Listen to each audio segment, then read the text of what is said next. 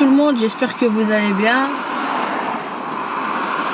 Alors, on est garé comme ça, le TikTok ne... De toute façon on risque pas d'aller loin, j'ai la courroie de transmission qui a flanché hier soir. Donc je suis allé ramener la voiture chez un garagiste là. On attend la remorque mais ça a l'air d'être mort. C'est l'usure, hein, c'est dû à l'usure. La courroie de transmission quoi, qui a flanché. On verra. Mais bon, sinon à part ça, j'espère que vous allez bien. Mais comme vous avez vu, hein, il n'y a rien qui s'annonce de bon avec le gouvernement en Belgique. Hein. Avec les manifs, enfin, depuis qu'il y a l'EMR, la NVA et tout compagnie, là, l'Arizona, c'est une vraie merde. À laquelle nous assistons tous en tant que citoyens. C'est clair. On verra. Alors, une fois, il n'y aura pas des coupes budgétaires dans l'enseignement. Gladini nous dit non, non. Finalement, vous inquiétez pas, vous avez encore les professeurs qui seront là. Le tronc commun, gros cafouillage, enfin voilà quoi. Il n'y a rien de sérieux, il n'y a aucune expertise réelle. Ils sont tous experts, mais experts pour foutre la merde surtout. Et tous les acquis en fait, je veux dire, bah, c'est bien de travailler, on ne dit pas le contraire, hein, c'est super. Travaillons, ok. Et les acquis sociaux et des luttes des anciens qui ont lutté pendant longtemps pour avoir les droits que nous avons arrachés difficilement, détricotés en 2 temps 3 mouvements par ces gens qui se disent vouloir remettre tout le monde au travail. C'est ceux qui travaillent le moins mais qui gagnent beaucoup sur notre dos. Demandez à Georges-Louis Boucher comment ça se fait que rien que ses cachets en 2023 a été élevé à plus de 300 000 € l'année. Lui qui veut faire des coupes budgétaires, moi je sais où aller piocher. Hein. Allons piocher chez les parlementaires, allons piocher chez la multitude de parlementaires et de fonctionnaires que nous avons. D'accord, en Belgique, pour un si petit pays, avoir autant de parlementaires, c'est pas normal. Rien que ça, sans compter leur retraite dorée. Quand bien même ils aient fait juste un mandat, ils ont droit à des retraites dorées par la suite, hein, sur le dos du peuple. Donc vous qui voulez faire des économies, faites des économies à ce niveau-là. Ah, bizarrement, non, c'est-à-dire que c'est nous qui devons être pressés tous comme des citrons pour leur confort personnel. Et c'est eux qui nous font les lois. C'est un truc de dingue. C'est-à-dire, en fait, donne les clés à ton geôlier pour mieux encore t'enfermer. En gros, c'est ça. Donc tant qu'on ne s'occupera pas de notre citoyenneté, de réfléchir aux questions de fond, comment ça se fait que ces parlementaires qui parlent matin, midi, soir de vouloir le bien commun n'ont pas à l'esprit de vouloir suffisamment le bien commun des citoyens pour se réduire leur propre salaire, leur propre traitement? Pourquoi ne votent-ils pas tous à l'unanimité, eux qui se prétendent tous vouloir le bien commun de la population, pour qu'il n'ait pas plus que 3 000 ou 4 000 € mensuels. Alors on nous dit oui, ils ont des gros salaires pour éviter la corruption. Ah ben bien entendu. Ah oui, parce que Renders et tous les autres, c'est pas des gens qui ont été corrompus malgré qu'ils aient de l'argent. Je crois qu'en réalité, je vais fermer la fenêtre, comme ça on n'entend pas. Je crois qu'en réalité, en leur donnant des grands salaires, ils ont encore un plus grand appétit et ressentent vite le pouvoir et ça leur monte à la tête au point de croire qu'ils peuvent tout se permettre et justement d'utiliser de leur pouvoir pour justement nous arracher encore plus nos droits, mais pour mieux se gaver eux-mêmes, s'octroyer eux-mêmes leur confort personnel et leur chute et leur parachute doré par la suite. Donc cette logique de vouloir dire oui, il ne faut pas trop les payer, il faut bien les payer pour pas qu'ils soient corrompus. Je ne crois pas qu'il n'y ait pas un seul politicien qui ne soit pas corrompu. À très petite échelle jusqu'à grande échelle. Je ne dis pas qu'il n'y a pas des gens honnêtes, mais je pense qu'il y en a très peu. Parce que quand bien même c'est pas une histoire d'argent, la corruption peut se faire par le trafic d'influence pour faire voter des lois. Alors qu'en réalité, quand ils ont été élus, ils ont d'abord été élus en nous donnant leur parole. la parole envers nous. Et ils nous trahissent avec leur petit marché en fait. Parce qu'en réalité, le Parlement c'est devenu un grand marché. Je te donne, tu me donnes. Ok? On s'accorde, on est d'accord, ok, alors on vote comme ça, mais toi après, pour cette loi-là, tu me donnes ton oui. Hein.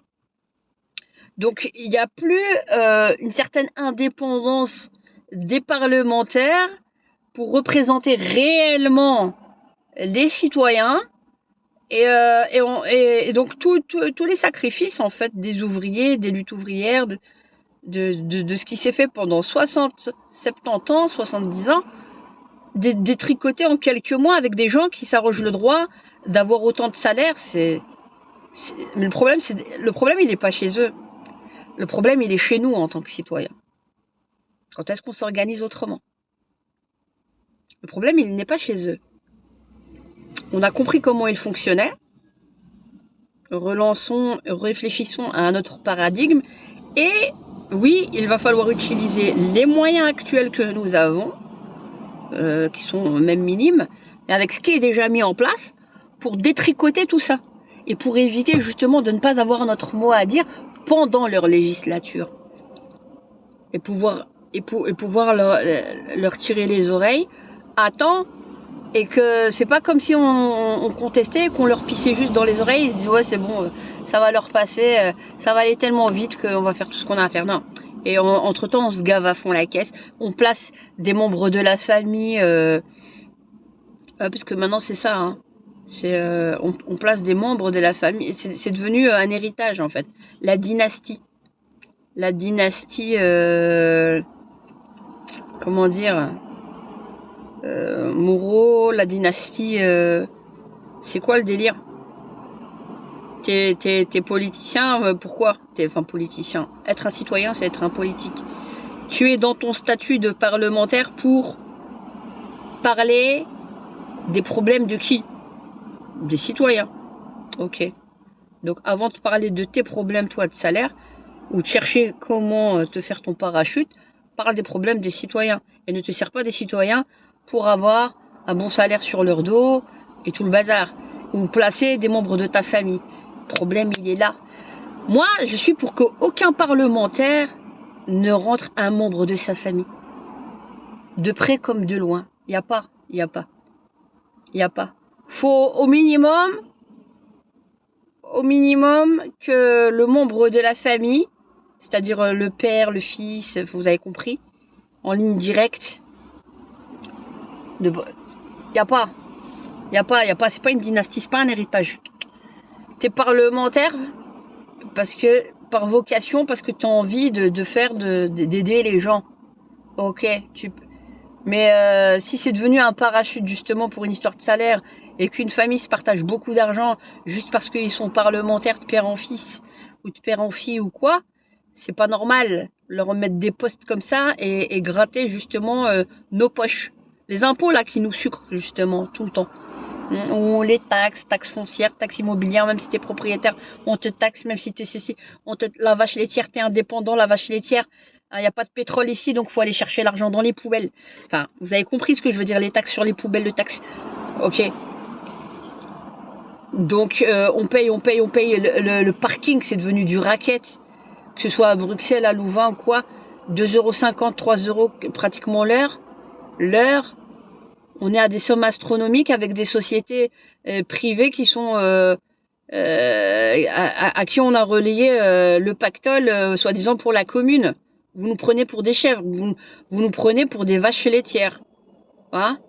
Ok. Et quand tu as comment dire, le parc-mètre, enfin les machines là qui scannent, et que en réalité la machine elle fonctionne pas, tu es obligé de prendre un appareil photo la machine qui fonctionne pas, mais lui quand il passe pour scanner il voit que t'as pas payé alors que la machine elle fonctionne pas et il te raque et t'es toujours occupé en tant que citoyen à devoir courir après l'administration avec les trucs. Il suffit qu'ils mettent une ligne, ils te disent que tu dois 50 ou 100 €, des frais d'intérêt supplémentaires.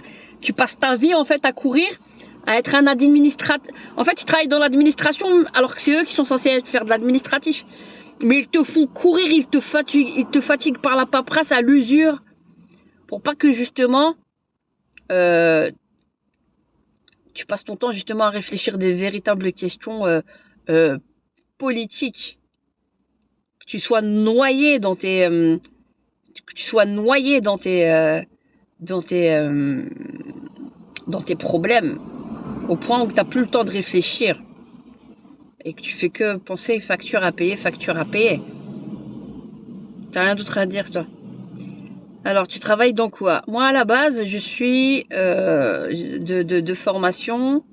J'ai fait des études électrotechniques et je suis dans l'informatique à la base. Ensuite, bon, j'ai écrit un livre. J'ai fait la chaîne YouTube Omri, où je suis TikTok aussi. Ça va faire 1 ou 2 années que j'ai fait TikTok. Ça fait à peu près 10 ans que je suis, 10-11 ans sur YouTube sous le pseudo Omri. Et voilà. Et donc là, actuellement, je ne travaille pas, mais je me forme en fait. Je suis en formation, notamment de langue en néerlandais, où j'approfondis justement pour me remettre sur le marché du travail. Voilà. Donc de toute façon, oui, hein, maintenant les enfants, ils ont plus ou moins grandi. J'ai toujours fait des choses à côté, de toute façon, à côté, en ayant mes enfants près de moi. Maintenant, ils sont un peu plus grands, donc je me remets au travail. Je suis assez indépendante aussi, donc enfin, voilà. Donc à la base, c'est ça. Voilà. Je parle de plein de sujets sur ma chaîne YouTube. Tous les vendredis et le samedi soir, pendant un temps, je faisais de 10h à minuit Radio Omri, avec À vous la parole le samedi, et le vendredi, c'est autour de l'islam. On parlait de plein de choses, que les personnes viennent, qu'elles soient musulmanes ou non, c'est pas le problème, et justement pour pouvoir discuter des questions critiques sous le format justement radio. On parlait de ça. Ah, mes enfants, quel âge? J'ai pas compris.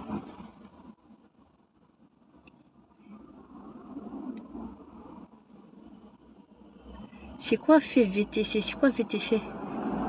J'ai pas compris. Tes enfants, quel âge? Il y en a des grands, il y en a des moyens, il y en a des petits. Enfin, des petits. Pré-ados. C'est dommage car tu as fait des études. Ah, ben on va s'y remettre. Ah, je suis comme une écolière à l'école, je vous dis pas, je suis avec des. Ah ouais, tout le temps. Hein. C'est le chemin de l'école. C'est important.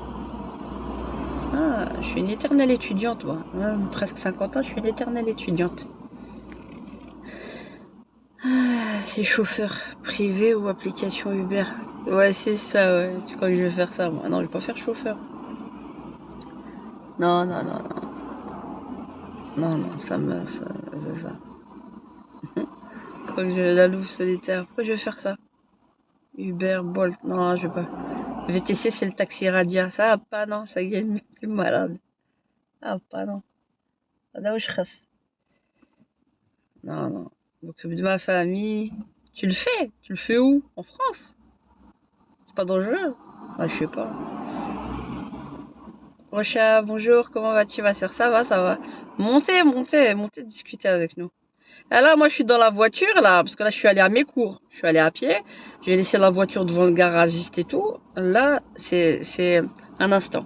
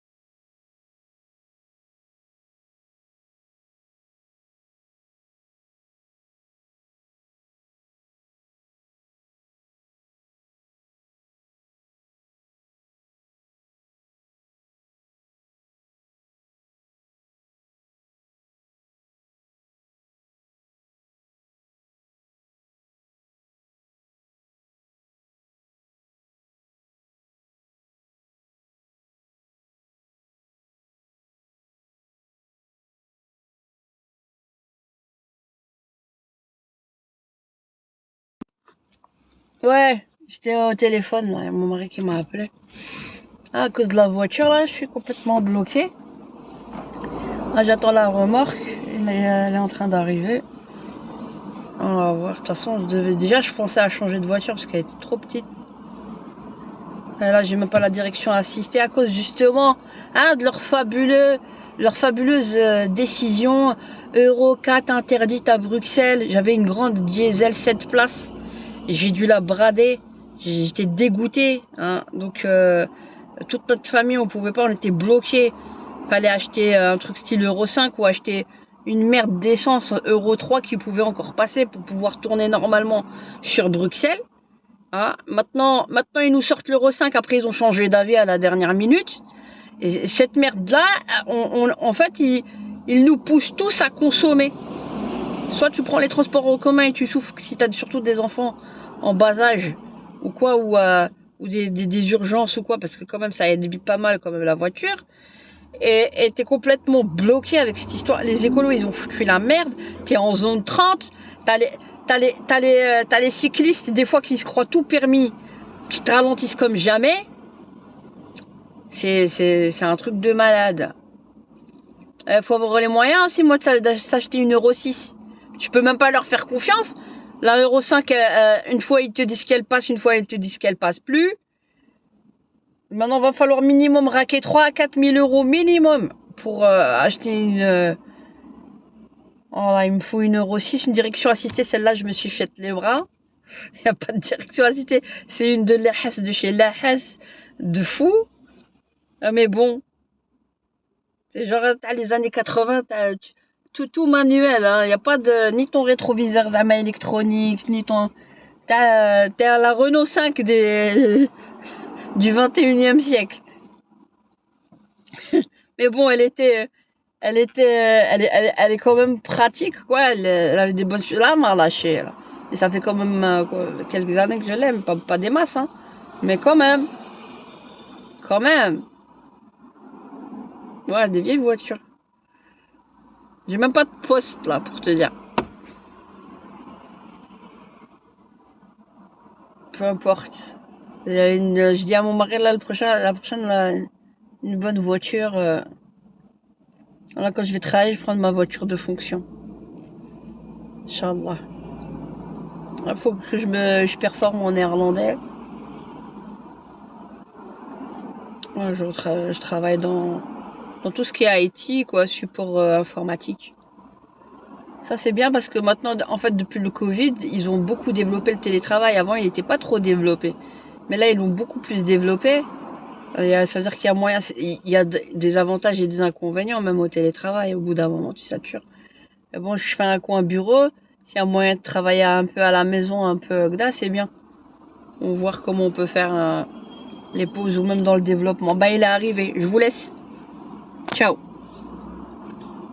La remorque est arrivée.